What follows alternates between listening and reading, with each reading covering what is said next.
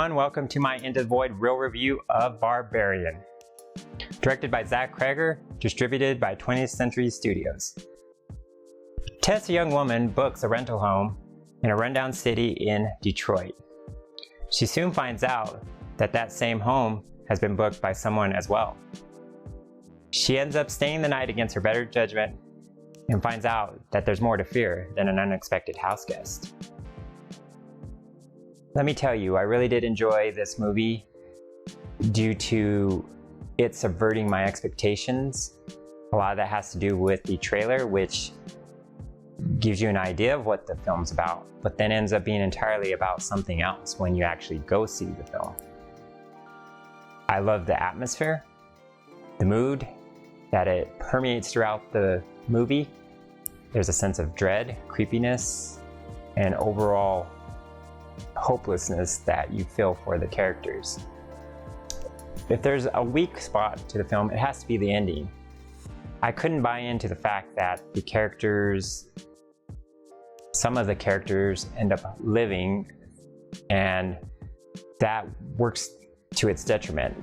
Also, they didn't flesh out a main villain enough.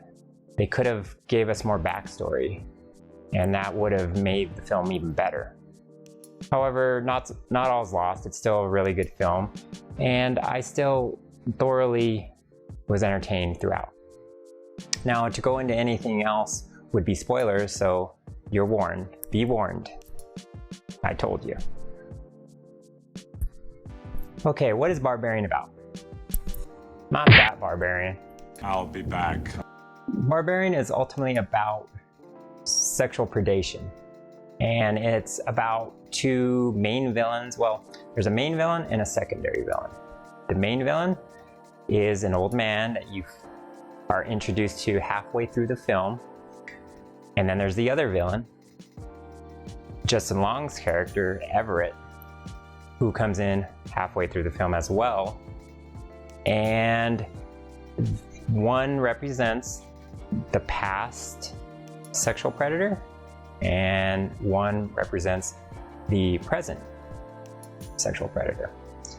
So you have the old man, you're introduced to him through a flashback scene set in the 80s, beautifully shot.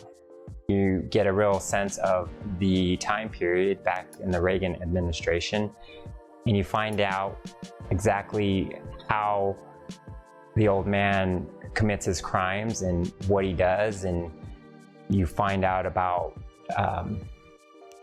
the sexual dungeon that Tess and Keith run into at the beginning of the film, and you find out what he was doing there, and you know, it's very creepy. And then you're introduced to the she-monster, a cross between something out of Goonies, Sloth, for instance, and something out of The Ring. Let us stand and pardons.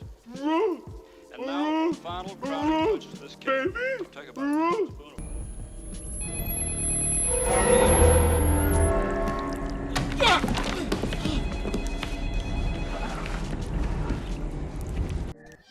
Creepy. And you get an idea about what's happening, but you really don't get the full story. There's little tidbits throughout the movie that breadcrumb you into knowing what exactly was going on.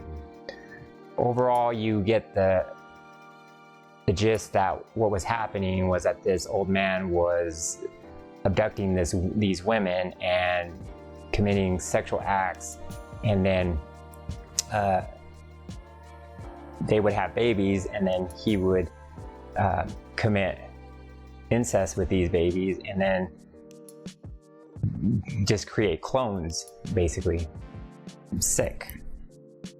And then the wife was taking care of these kids, and that's where you're not sure if that she-monster is the wife or a product of incest. And I'm leaning towards a product of incest because of just how that she-monster acts. And you'll get my drift when you actually go see the movie. Also, on top of that, you do meet the old man later. He's in his bed, old and dying. Loose skin and old balls, gross. And that's about it.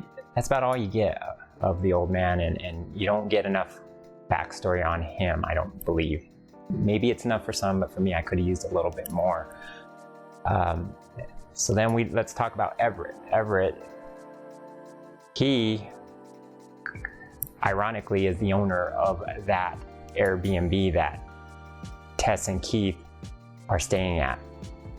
And it's funny, in my opinion, that here's the other thing that I find ironic is that he's the owner of the Airbnb of the house that the old man was also the owner of. He was the previous owner. And they both share the fact that they're both sexual predators. Everett, he is a sexual predator. He is accused of raping a female cast member of one of the films that he's producing. And you see that he does deny it, but you ultimately find out that he is indeed guilty of that crime. So, he's not really the great character that you'd root for in this movie, because he is also a victim of the she-monster brought on by the old man. So he also does some truly deplorable acts throughout the movie that doesn't help the case that that he's not a villain. He is a villain, and he does some very bad things, where he shoots Tess accidentally, but he still shoots her when she tries to rescue him later, because he gets stuck in the dungeon. And then he throws her off a water tower, and then pretty much, that's it, but that's a lot. So he's one of the villains where okay, this represents the future, not the future, but the present day sexual predator, the one that uses his place of power to exploit women.